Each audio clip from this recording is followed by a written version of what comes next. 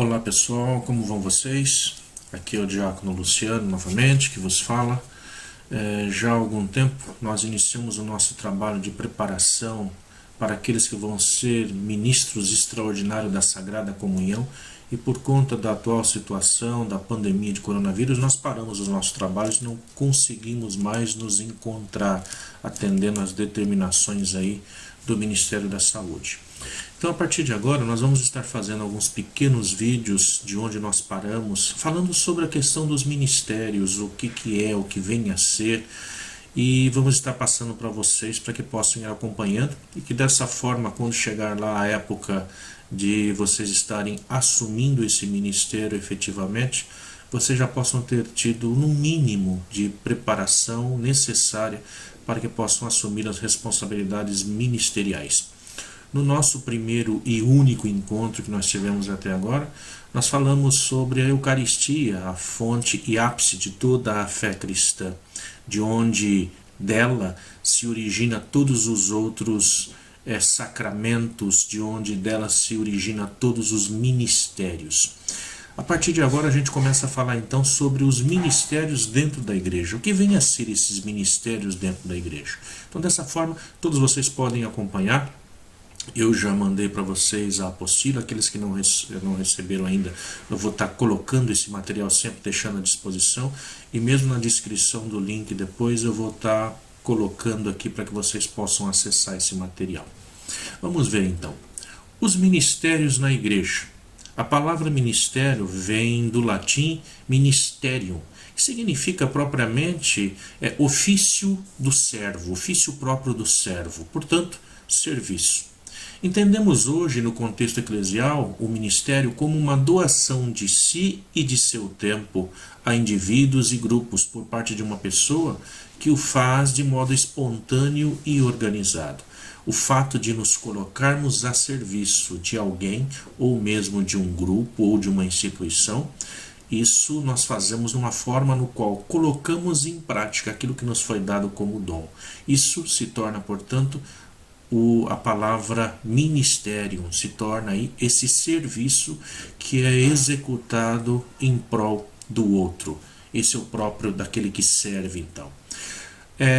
Com o Concílio Vaticano II, nós podemos dizer, a partir dali, então, que toda a igreja ela se torna ministerial. Isto é, cada um de seus membros é chamado a descobrir o seu espaço, o seu lugar, e ser um agente ativo. A isso nós somos chamados, a não sermos simplesmente passivos, pessoas que vão na igreja, na missa, simplesmente para assistir. Mas somos chamados a encontrar o nosso espaço, o nosso lugar, e a servirmos como agentes ativos dentro da igreja no mundo. Os ministérios eclesiais não constituem, no entanto, uma atividade estritamente pessoal, mas tem, na verdade, uma característica comunitária, enquanto o serviço ele serve a uma comunidade, a um indivíduo dentro de uma comunidade. A cada um Deus confere dons para que possa colocá-los a serviço da comunidade. Isso a gente vai ver lá em Romanos capítulo 12, versículo 4 e 5. Deus nos dá, a cada um de nós, nos dá dons diferentes, para que possamos colocar isso a serviço, portanto, uns dos outros em prol de uma comunidade. Ou como diz o apóstolo Pedro na sua primeira carta, como bons administradores da multiforme graça de Deus, cada um coloque à disposição dos outros o dom que recebeu. 1 Pedro 4,10. Colocarmos à disposição. Não podemos enterrar, portanto, aquilo que são os talentos que nos são dados, mas devemos colocar a serviço para que dessa forma renda realmente muitos frutos.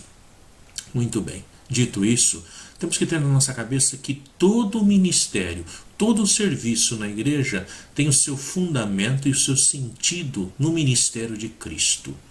Todo o nosso serviço, ele surge, ele nasce de um serviço primordial, que é o serviço do próprio Cristo. Verbo de Deus feito carne. Ele sim é a cabeça do corpo místico, que é a igreja. Ele sim, vindo ao mundo, não veio ditando normas, mas mesmo sendo Deus, assumiu a condição de servo. Jesus, portanto, passou toda a sua vida fazendo o bem, colocando-se a serviço dos pobres e marginalizados. Ele veio para servir e dar a vida, segundo Mateus 20, 28.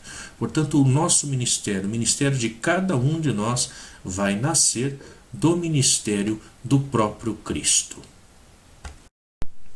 Dito isso, então, nós podemos dizer que dentro da igreja nós temos dois tipos básicos, aí podemos dizer, de ministérios. Podemos dividir em duas categorias, o ministério ordenado e os não ordenados.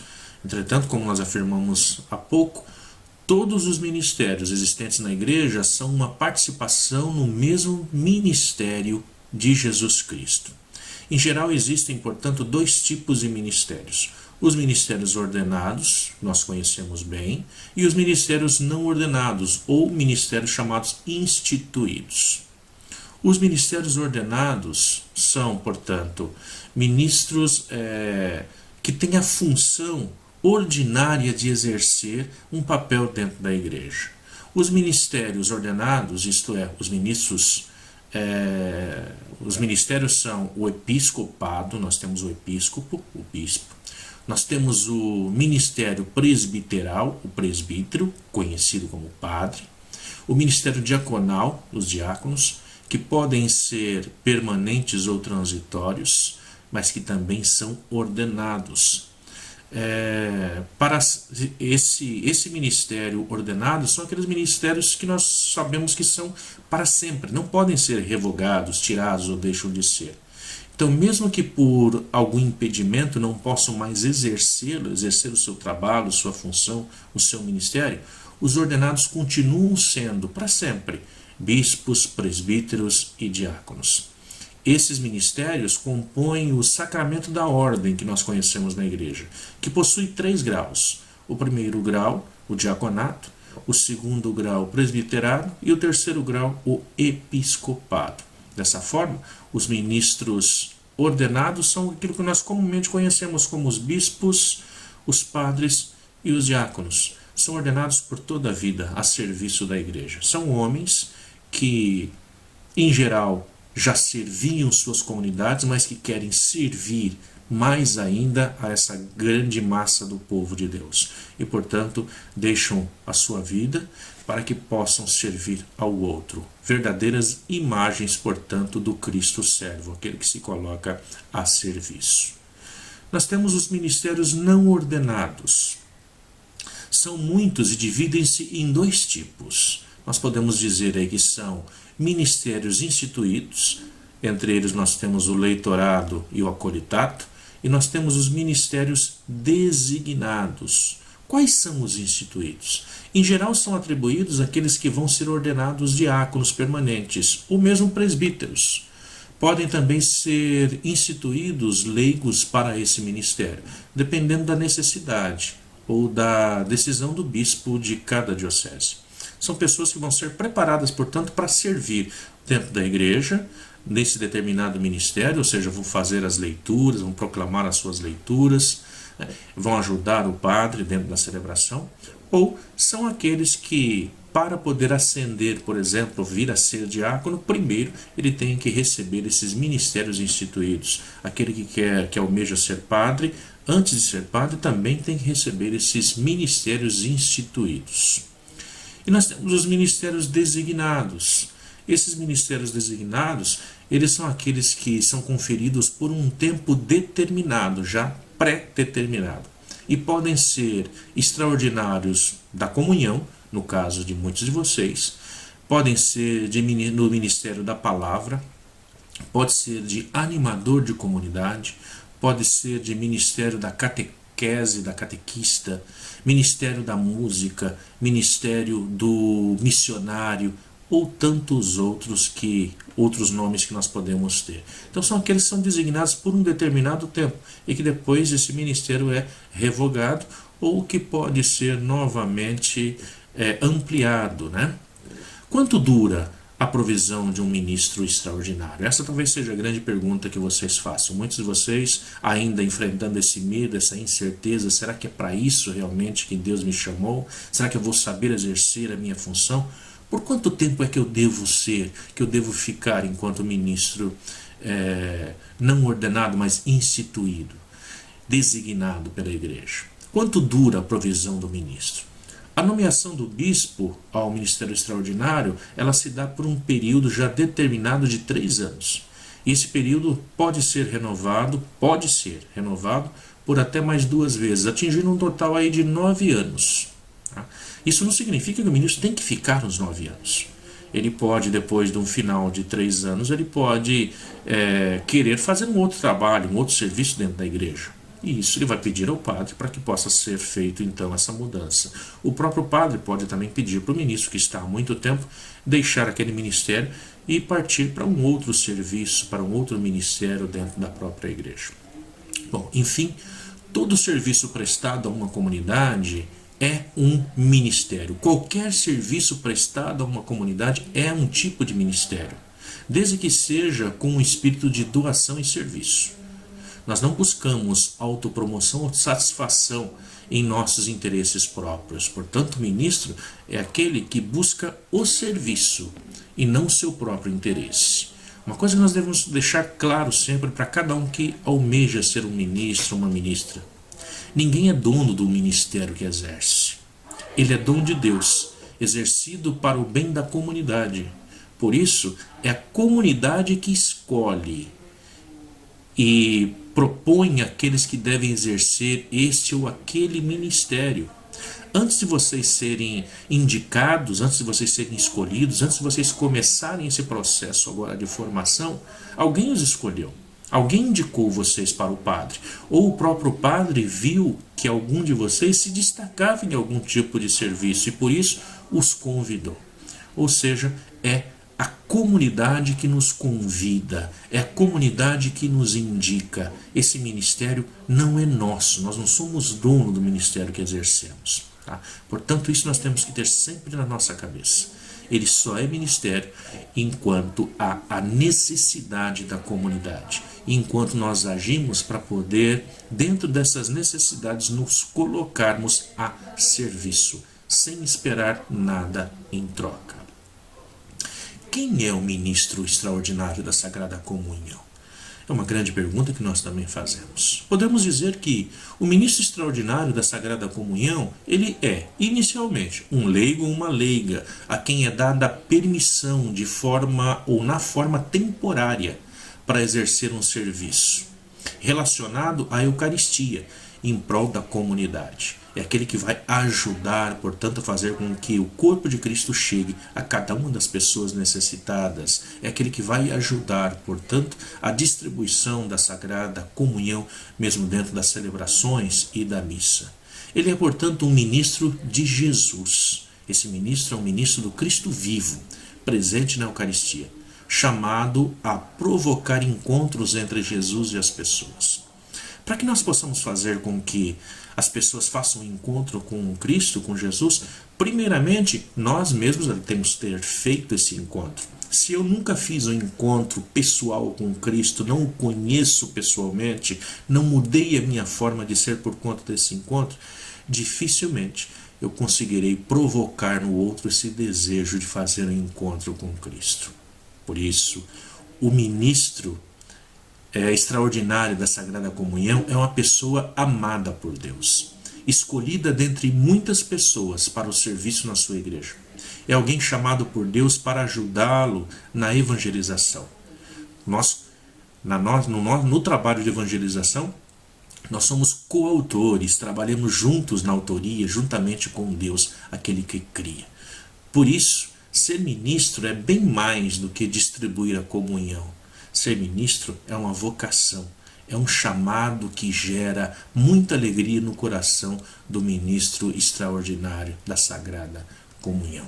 O ministro exerce um serviço em nome da igreja, em prol das pessoas e da comunidade. Por isso o ministro não pode por aí sair falando ou fazendo qualquer coisa, porque esse ministro é a voz da própria comunidade.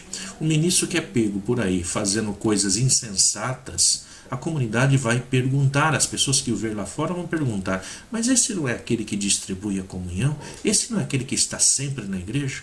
Esse não é aquele que deveria ser exemplo? Por que está fazendo isso?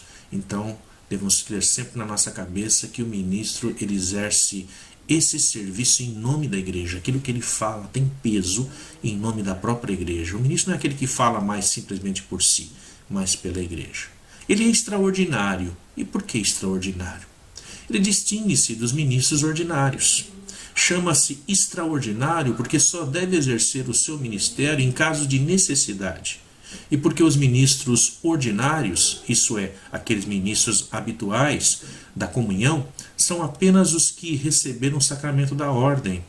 E esses são os diáconos, os padres e os bispos. Por isso o ministério de vocês é um ministério extraordinário. Caso algo aconteça, que aqueles que são os ordinários, aqueles que são os habituais, não possam estar exercendo o seu trabalho ou não consigam estar exercendo esse trabalho em todos os lugares, aí então entra a pessoa do ministro extraordinário, aqueles que vão ajudá-los, que vão ser a extensão dos seus braços, dos seus olhos, das suas pernas, do seu próprio corpo, para poder chegar a ajudar, a realizar a presença do Cristo na comunidade. Na verdade, é a estes que competem por direito a distribuição da comunhão, os ordinários. Mas como eles não podem estar ali, nós temos a ajuda de vocês, que são os ministros extraordinários. Por esse motivo, o nome da função é ministro extraordinário da Sagrada Comunhão, e não ministros da Eucaristia, como nós escutamos muito por aí, vendo que apenas os sacerdotes são ministros da Eucaristia. E a função dos ministros extraordinários da Sagrada Comunhão exerce apenas na sua distribuição. Por isso, sempre que perguntarem que ministério você pertence, nós devemos dizer ministro extraordinário da Sagrada Comunhão e não da Eucaristia. Somente o padre, somente o bispo, nem mesmo o diácono é ministro ordinário da Eucaristia, mas só o padre e o bispo. Todos os outros, no instante, são ministros extraordinários da Sagrada Comunhão. Da comunhão. Alguém que se coloca a serviço da comunhão. Por isso, da comunhão. Da comunhão eucarística e também da comunhão e do amor entre as pessoas. Para se tornar um ministro como esse, existem alguns critérios básicos para que possam ser admitidos. O primeiro dos critérios para ser admitido como ministro extraordinário da Sagrada Comunhão: a pessoa tem que ter um engajamento na comunidade, nas pastorais ou nos movimentos. Não pode ser uma pessoa qualquer que acabou de chegar e a gente vai pegar e colocar lá. Não. Primeiro devemos conhecer a pessoa. Quem é essa pessoa? É uma pessoa que já está engajada, já trabalha na comunidade, já tem um ardor pelo Cristo vivo. Ele já fez esse encontro pessoal com o Cristo. Isso ele vai expressar na vida, no seu jeito de lidar com as pessoas. Um segundo ponto: o ministro, aquele que deseja ser ministro, ele tem que ter uma idade mínima de 21 anos. Já ser uma pessoa madura na fé, uma pessoa que já fez uma caminhada, uma pessoa que já foi catequizada. Tem que ser uma pessoa que participe dos encontros de formação estabelecidos. Temos muitas pessoas que querem ser ministros. Entretanto, essas pessoas nunca aparecem nas formações. Todas as formações que nós fazemos nas igrejas, e não falando somente da sua, da minha, mas de todas as que nós vemos por aí, é difícil conseguirmos atrair aqueles que são ministros para participar. Porque muitos deles pensam que já estão prontos, não precisam mais de formação, já sei tudo.